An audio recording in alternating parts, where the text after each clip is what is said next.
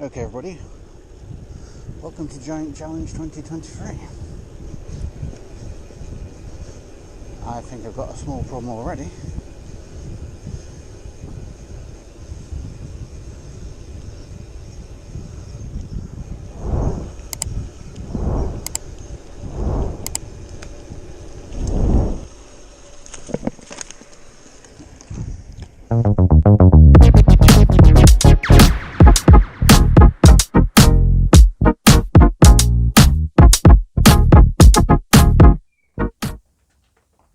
Hello everybody and welcome back to ChallengeFatty. If you've been following this channel for a while now, you will know the fact that I've been injured to a point where I wasn't allowed to train, because I overtrained, which is verging on ironic for this channel. So I was told I wasn't allowed to ride for more than half an hour, run for more than half an hour.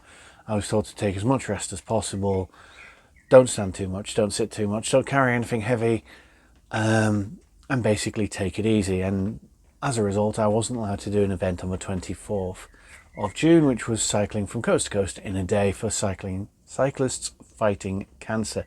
This is going to get more difficult by the time.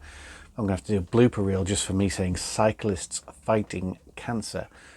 Please go to their website and donate because they're doing amazing work. Anyway, sadly, I couldn't do that event on the 24th because the doctor told me not to. So, like any stubborn middle-aged man, I signed up for an event on the 25th. This event was the Haughton Giant Challenge. It, unsurprisingly, is based in a village called Haughton, not too far from Stafford. And it's a mountain bike event that has 20, 40 and 60k loops. And I decided to go for 40 because, well, 20 just didn't seem worth getting out of bed and travelling over an hour for. And 60 felt a little bit too much, judging by taking into account, I'm going to be honest here, I'm injured. It's probably not the best idea trying to do 60k. So the 40k loop it was. And so I set off for this event. I'm going to start throwing over some B-roll of me doing the event, and I'm going to keep on talking because nobody wants to hear the GoPro footage of me panting away and grunting as I go up hills. Nobody wants to hear me bent over and grunting. Trust me on that. Nobody wants to hear it. So I keep on mentioning that this is an event, not a race. Put simply, a race has a defined course. You are measured by time, and they rank you on that time, and they give you an identification number. This is not a race because it has a defined track. They give you a race number. They define your result by time, and they time you. So it's definitely not a race. Anyway, the event is amazing. I love this event. It's the first time doing it. I will be going back and doing it again. Put very simply, there is a lot of helpful people involved. When it comes to the marshals, even just getting into the car park at the start, the marshals are incredibly helpful and friendly. Registration was dead easy and simple and took 5 minutes. And they also said, when you register, please come back and tell us you're home or you're back so that we know that so we can sign you off just in case the timing beacon doesn't work. So did that, and I headed out on the ride. The ride is starts off very simply. It's a mix of road with, how could I put this?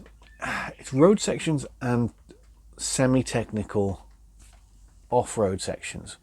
Whether it's field crossings, which are incredibly rutted and at the limit of what I feel comfortable doing on a gravel bike, because yes, I decided to take a gravel bike to a mountain bike event. I've done this before. When I did the Mountain Mayhem 24 hours, I took a road bike and did a mountain bike 24-hour race. That will be a dinner party stories episode later in the year. But yeah, I decided to take a gravel bike to a mountain bike event this time. The road sections were obviously where that was most at home. Some of the gravel sections at the start, which were previous railways, it absolutely flew along and was perfect for that. As I said, more technical stuff like field crossings, where you're going through baked divots and the chevrons of tractor tire marks baked into hard clay ground. That was incredibly difficult. That was energy sapping. The constant gates which you need to go through, energy sapping, because you have to stop, start again, stop, start again. All well and good. I don't mind doing that because it's part of the challenge. Everybody has to do that. One hilarious point is the course splits off at numerous points. So at the about 10k, the 20k loop splits off. At around 20k, the 40k, yeah, about 20k, I think so. Just after 20k, the 40 loop splits off and the 60 loop splits off at a water station. And I made a cheeky remark of, oh, which way do the lightweights on the 40 course go? And the woman said, there is no lightweight option, 40's that way. And I thought, oh, she's just saying that. No, the 40k was incredibly hard. You literally go out of that feed station and it's uphill for quite a long way, and it's constant hills, and then there's more technical stuff and more technical stuff. And it's only once courses come back together that you start to go through deep mud, ruts, fields, and stuff again. Excuse me. And it gets hilarious. So it was definitely not an easy option. So much so that I had to pick two people up out of the ground because they had fallen off. One time, when I was picking one of the persons up, I managed to stumble into a nettle tree. I call it a nettle tree because it definitely wasn't a nettle, and it definitely wasn't a nettle bush. It was a fucking tree full of nettles, and my legs were just red from all the stinging I got. And I murder for sleep for that night, and for most of the day following that. I was walking around the big shop, doing the family shop, in a pair of shorts with my legs literally glowing from nettle stings. Anyway, the ride back in, and you will see from footage, was quick and simple. Got to the end, packed up, had some food. I was very, very surprised when the results came through. Because this is not a race. Remember, event, not a race. I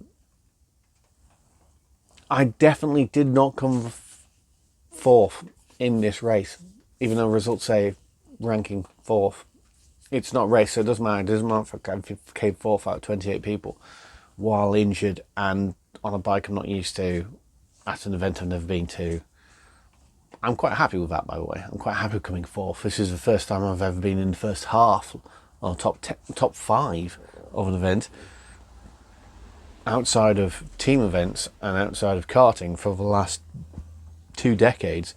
But I've been in the top 5 of anything. So, yeah, really, really happy with that. Love the event. Lots of very helpful people. Again, it is a charity thing because it's, I think it's the local PTA that organise it. And they also give donations to local charities, which is all great. As you may see from some of the B-roll footage that I'm playing, it is a very mixed surface event, and I would highly recommend anybody who's wanting a mid-year event to go and do it, because it helps a lot of local charities. It's a fun event.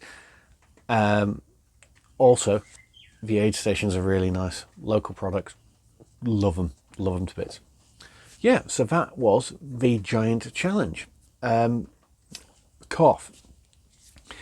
See, a few hours after I got back from a giant challenge, I had to get ready to go to Germany for work.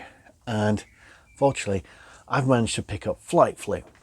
If anybody doesn't know what flight flu is, think of an airplane recirculating the air in there with 100 odd people. I've managed to get some kind of bug or virus or something, which meant for the last 24 hours I have been shivering, sweating, vomiting. I have barely eaten for 30 odd hours now, and I feel like crap, hence why I'm coughing.